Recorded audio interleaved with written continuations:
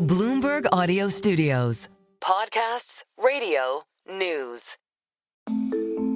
I'm Stephen Carroll, and this is Here's Why, where we take one news story and explain it in just a few minutes with our experts here at Bloomberg. ChatGPT, fastest app in the world to 100 million users, and today well over 300 million users.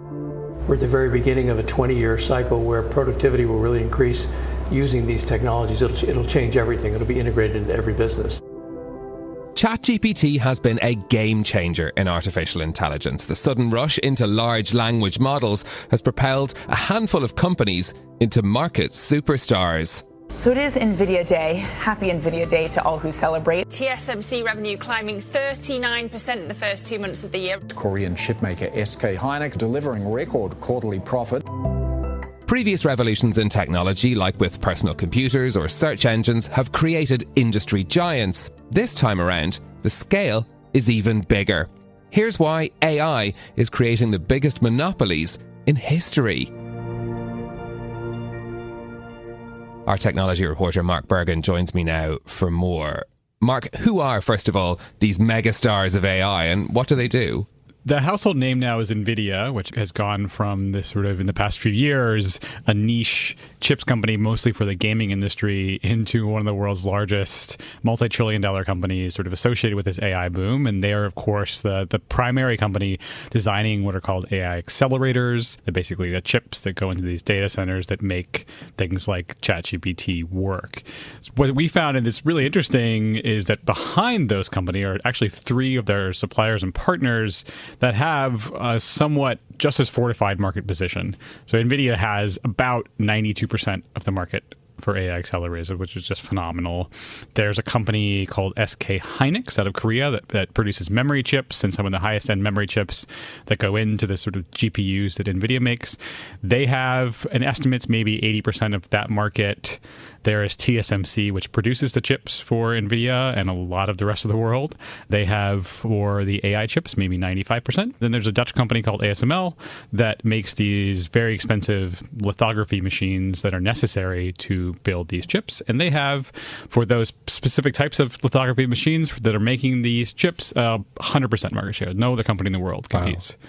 And is that how we can qualify them as monopolies? I mean, that's a big word in the business world when we talk about monopolies. It is, yeah. And I think we should be very clear, and we say this in the story, that there's a difference between the sort of definition of monopoly around, say, market share and the legal definition of a monopoly, which may be associated with anti-competitive behavior. And so far, there have been some antitrust cases opened against Nvidia, but no findings about these four companies that they've demonstrated anti-competitive behavior in getting these positions. So I think maybe they're not necessarily what we call an abusive monopoly.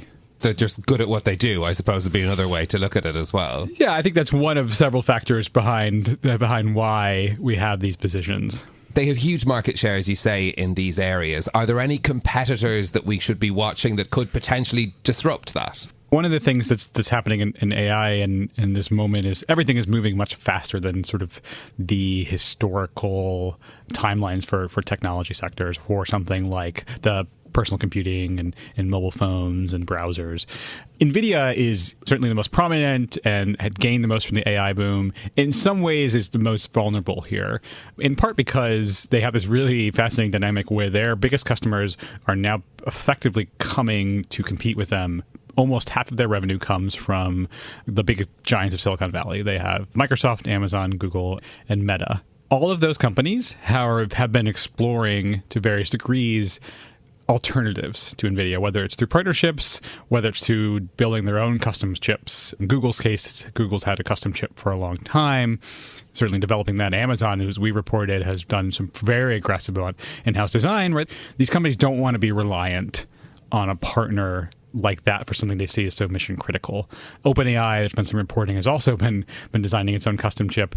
To be clear, we haven't seen this reflected at all in NVIDIA sales or its projections. There are a number of startups that have come around that are also trying to replicate what NVIDIA's done or try to produce a next generation of chip. Intel is probably the most interesting example right now. They just got a new CEO who has signaled that they're want to get into this, we call it the foundry game, basically being a factory like TSMC.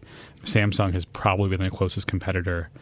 SK Hynix has a lot of more competition there in the memory chips. You have Samsung, you have Micron, and at this point, ASML is probably of those four the most entrenched. Unless some sort of black swan event happens, it's very unlikely that we're going to see another company develop that machinery and those supply chain partnerships to compete. Are competition regulators worried about these companies and the, I suppose, dominance they have in these spaces?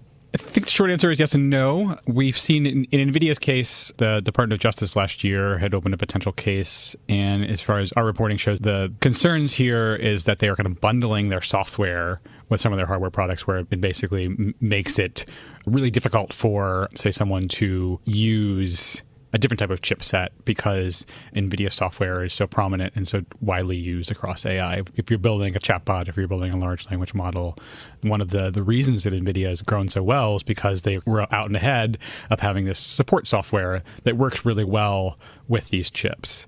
The company, to be clear, has pushed back on that and said, it doesn't bundle its software. It faces a lot of competition. There was some scrutiny around an acquisition they made, this Israeli company that makes software called Run AI. And I've talked to some people some critics who point out that this is sort of a traditional move that they've seen of other companies building these kind of walled gardens. In the U.S., certainly the Trump administration seems to be signaled less interest in sort of going after monopolies than the Biden administration. We haven't seen that acquisition of Run AI by NVIDIA cleared in both the US and the EU, which has traditionally been much more aggressive about monopolies. So as far as we know, there's certainly not, say, the antitrust concerns about Google or that Microsoft has faced in the past, or even going back further in the hardware realm that companies like IBM have faced.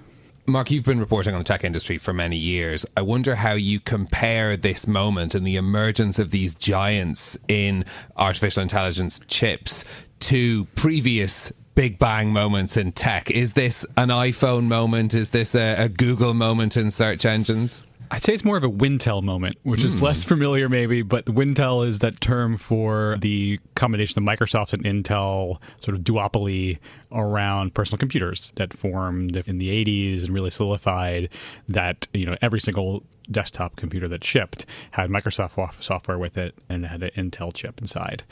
And that, to be clear, is that's still a fairly dominant market position at this point. A lot of the market's attention, a lot of the legal and political attention has shifted, say, to mobile and maybe now shifting to AI. But we're still, you and I are looking at PCs right now. They're still prominent parts of life, and most of them still ship with Microsoft and Intel. I think just because, the chip industry has traditionally had companies that have tended to dominate particular components or niches. That's not necessarily new. But what is new is the attention that this is receiving, I'd say, globally, politically, and certainly in the market, right? That the companies like Nvidia and its partners, the amount of money tied up with them in the market, and the amount of money tied up in this thesis that there's just going to be increased in spending around AI and AI hardware, that is unprecedented.